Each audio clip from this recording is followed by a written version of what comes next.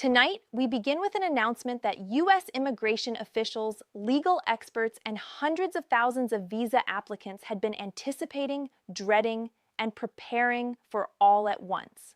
A development that unfolded not over months of speculation, but in a single bulletin, a single document released quietly by the U.S. Department of State, a document that changed the timeline for some families waiting years to reunite.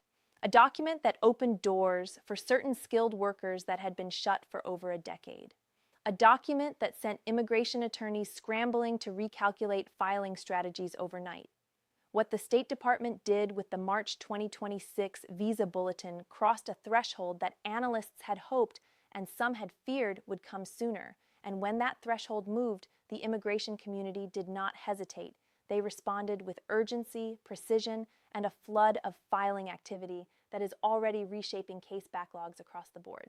For months now, there had been signals, not official press releases, not formal government announcements, just signals, that the State Department was preparing something that would shake the existing visa priority date landscape in a significant way. The U.S. immigration system has been backlogged, yes, but it has been predictably backlogged in its unpredictability. Its movements have followed a certain rhythm, a cadence, almost a calculated stillness. But what set off alarm bells among immigration attorneys and advocates in Washington this winter was that the rhythm went silent. Analysts who monitor monthly Visa Bulletin movements know the indicators. The subtle retrogression in EB3 India and China categories that signals oversubscription pressure. The stalled priority dates in the F2A and F2B family preference categories. The unusually flat movement across employment-based second preference for nationals of oversubscribed countries. And the sudden lack of commentary from the State Department's visa office regarding demand forecasts. All of that went quiet. And whenever the Visa Bulletin process goes quiet ahead of a new release, it means something is about to get very loud, very fast. Early in the final week of February 2026, immigration practitioners detected what they described as notable forward movement across multiple preference categories, including priority date advancements in employment-based categories that had not moved meaningfully in over 18 months. These are the kinds of shifts that the State Department's visa office only signals when they are communicating something very specific. That unused visa numbers from prior fiscal quarters are being reallocated. That demand in certain categories has softened enough to allow forward movement, or that a policy-level decision has been made to accelerate processing for targeted groups. Observers didn't know which category this fell into, or whether it was all three at once. But what they did know was that the March 2026 Visa Bulletin was about to change posture in ways that matter enormously to real people with real lives on hold. And when the State Department shifts its Visa Bulletin posture, even by a single month on a priority date, the entire immigration legal community pays attention. The March 2026 Visa Bulletin, now officially published and circulating across every immigration law office and applicant inbox in the country, was not a routine update. It was not symbolic movement. It was not a minor technical adjustment. It was significant. Attorney after attorney, reviewing the document in detail, described its contents as consequential, overdue, and perhaps most importantly, actionable in ways that could allow tens of thousands of applicants to file adjustment of status applications they couldn't file just 1 month ago. But opportunity only matters if applicants and their attorneys move quickly. The immigration community did not hesitate. In fact, the response from practitioners in the days following the bulletin's release has been among the most coordinated and rapid we've seen in recent memory. Here's what we know. Within hours of the bulletin's publication, law firms began reviewing pending client files to determine eligibility under the new final action dates and dates for filing. These weren't routine case reviews. These were high-priority sweeps, systematic reassessments that attorneys only conduct when they are preparing to file a significant volume of new applications. Tonight, confirmed reporting from immigration sources confirms that the March 2026 Visa Bulletin advanced priority dates across several key categories, including the employment-based second preference category for workers from countries not subject to per-country caps, which had recently stalled in what analysts believe was a response to a surge in approved I-140 petitions flooding the pipeline. Attorneys moved before backlogs could widen further. They identified eligible EB2 applicants whose priority dates are now current. They identified EB3 workers whose cases crossed into the dates for filing chart, opening the door to concurrent filing. They flagged F2A family-sponsored cases that are now eligible for immediate action given the category's movement to current status, a designation that clears the runway entirely for eligible immediate relatives of lawful permanent residents. In other words, practitioners targeted the strategic window, the narrow but meaningful opening that makes cases actionable right now before conditions change. This is what made the Bulletin's release so urgent to track. The State Department's movement wasn't just symbolic, it was operationally actionable. It represented the kind of shift that could result in tens of thousands of green card filings within a matter of weeks if left unaddressed by applicants who aren't prepared. And the immigration legal community, understanding that fully, responded with force. Not recklessly, not impulsively, but strategically. They didn't rush incomplete applications. They didn't file on cases that weren't ready. They hit the right targets, clean, documentable, priority date current cases ready for adjudication. And here's where the story becomes even more revealing. Legal analysts now believe that the State Department's March 2026 movements were designed, in part, to test the absorption capacity of USCIS after a period of prolonged administrative backlog and processing uncertainty. The Visa Office wanted to see whether the system could handle an uptick in adjustment filings without collapsing under demand. But what the data is already showing is the opposite of collapse. USCIS processing infrastructure, bolstered by staffing investments made over the past fiscal year, appears positioned to absorb the incoming wave, at least in the near term. Immigration economists speaking with policy publications under background conditions describe the State Department's approach as a controlled release, a way to allow pent-up demand to flow through the system in measured doses rather than all at once. But applicants who are prepared have already proven they can act decisively. Their filings are not only timely, they are structured so precisely that many are expected to clear intake review without request for evidence delays. That precision matters because it shows something important. The immigration bar has adapted. It shows that practitioners are not passive participants in a broken system. They are active architects of the best possible outcomes within that system.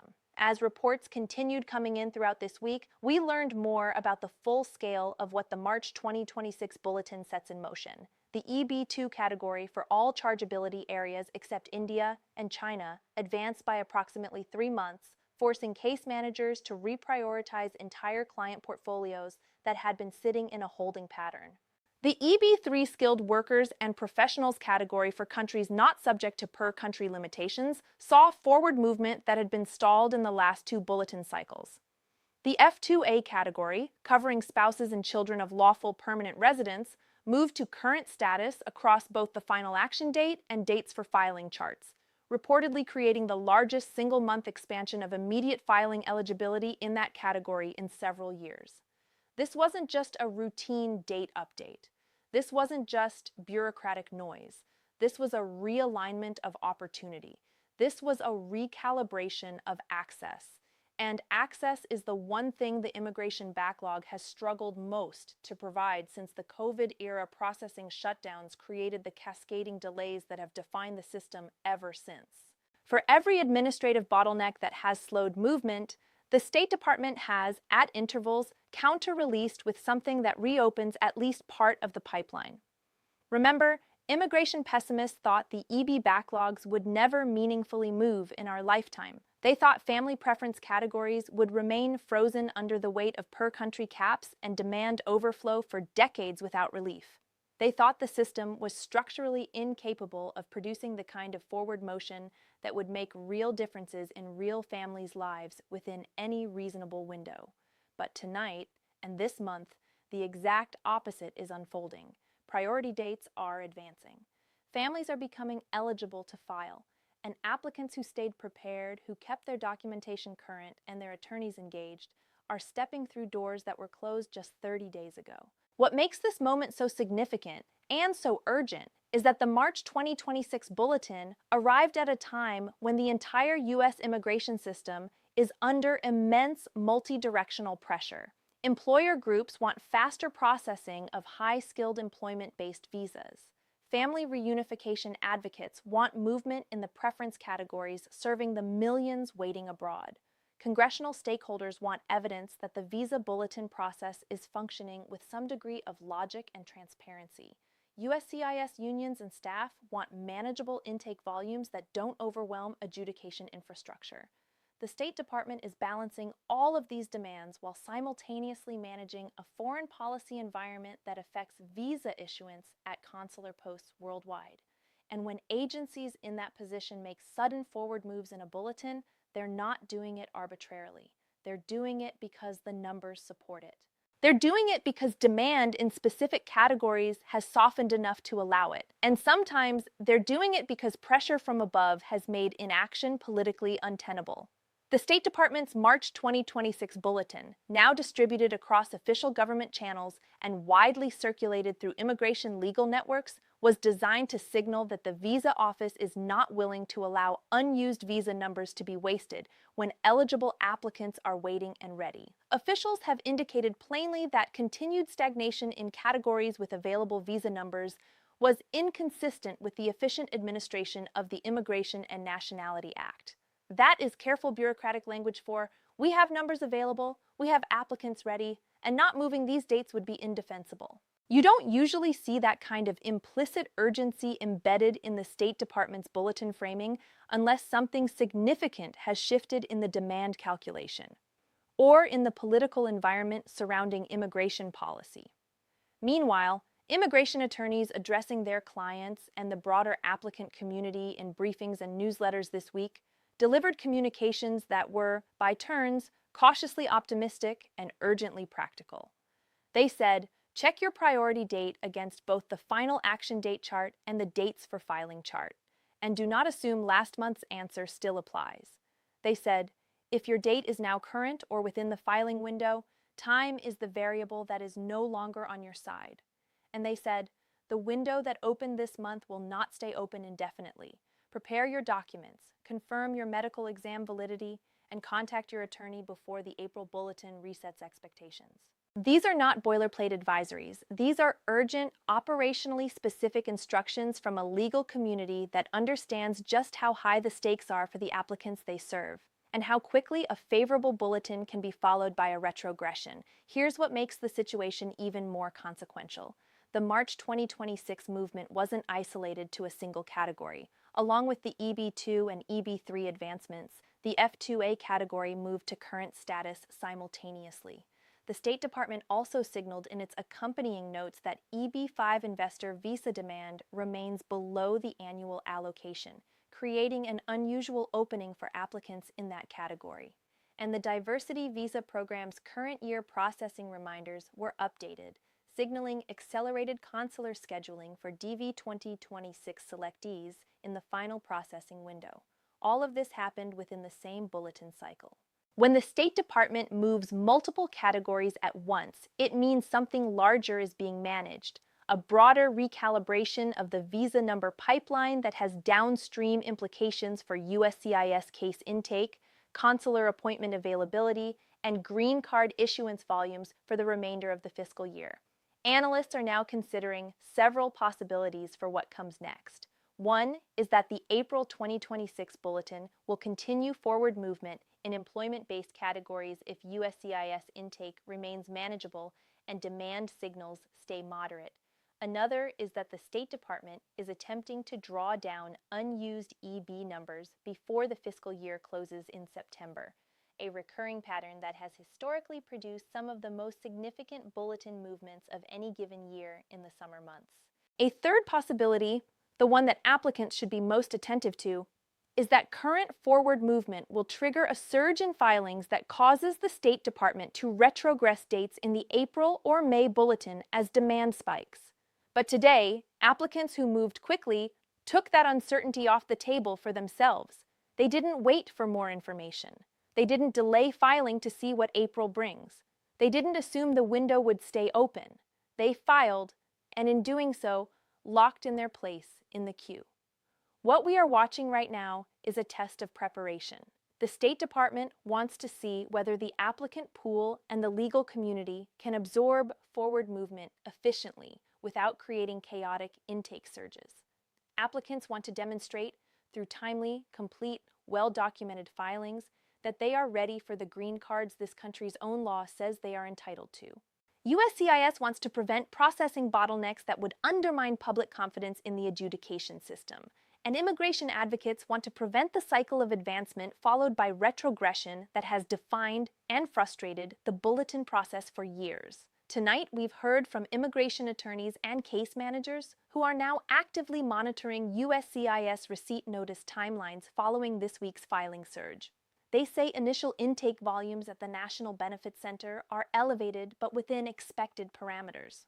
They say applicants who filed biometrics appointments are seeing scheduling windows open within the standard time frame, a positive sign that the system is not immediately overwhelmed. And they say the State Department's decision to move multiple categories simultaneously is likely part of a deliberate fiscal year-end strategy intended to maximize green card issuance before September 30th, 2026, and reduce the waste of numerically available visas that goes unused year after year due to administrative friction. But the applicant community is not sitting passively. In fact, the community is responding with exactly the kind of organized, informed, strategic action that the system requires to function at its best. Their response this month, timely, documented, and legally sound, sent a message to the bureaucracy that demand is real, preparation is widespread, and the people waiting in this backlog are ready. And it sent a message to policymakers that when the system creates openings, the people it serves will walk through them. As the coming weeks unfold, we expect more details to emerge about how the March filing surge will affect April's bulletin, and whether the State Department will sustain forward movement or pull back in response to demand signals. But what we do know is that the March 2026 Visa Bulletins movements were timely. They created real, immediate filing eligibility for tens of thousands of people who had been waiting in bureaucratic limbo. They validated the preparation of applicants and attorneys who kept their cases ready despite years of uncertainty. And they demonstrated once again that the U.S. immigration system, broken and backlogged as it often is, still contains within it the machinery of hope for those who understand how to use it. What happens next will depend on what the State Department does in the April Bulletin. If they sustain or advance dates further, this moment will be remembered as the beginning of a meaningful multi-month opening in an otherwise gridlocked system. If they retrogress, applicants who filed this month have already shown they are prepared, and those who didn't will have learned a hard but important lesson about the cost of waiting.